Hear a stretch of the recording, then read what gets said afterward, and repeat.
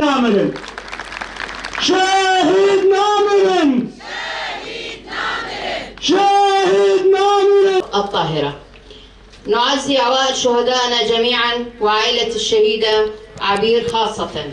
إن هذه الحرب المستمرة على مناطقنا الهدف منها كسر عزيمتنا، والفاشية التركية تحاول بكل الطرق للنيل من صمود قواتنا، وهدفهم الأول والأخير التفريق بين مكونات شعبنا. ونحن كنساء شمال شرق سوريا نعاهد دماء شهدائنا وقائدنا بالسير على خطاهم لآخر نقطة في دمائنا وحتى النصر.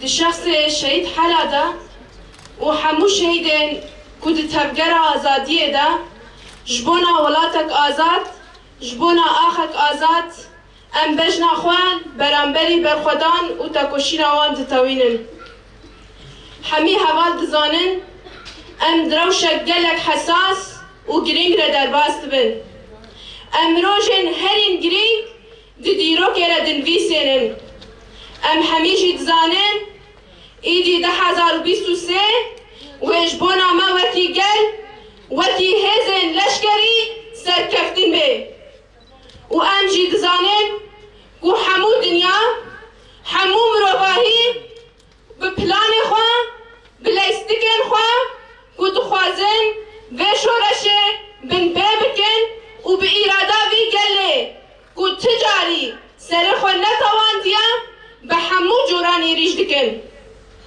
بلکه ودید دداویا سال 2022 انده دولت ترک آفاشیست بینابر ایریشی سرانسری باکو رجلات سوری کرد جارک دید بنابر یکینیت پاراستنا جن یپجه ام سوزا خواه لبرانبری حوالا حلا و همو شهیدین تفگر آزادی نو دکن ام بجن شهيد نامرن شهيد نامرن شهيد نامرن. مكان وتاريخ الولادة زرقان 2003. مكان وتاريخ الانتصار زرقان 17/1/2020. مكان وتاريخ الاستشهاد إقليم الفرات 1/1/2023. تمردنا ضد الموت وخلقنا حياة من دون الموت بفضل الشهداء. نحن كوحدات حماية المرأة ننحني إجلالا لشهدائنا السائرين على دربهم ونقسم بأن نصعد نضالهم حتى بناء سوريا ديمقراطية وكردستان حرة.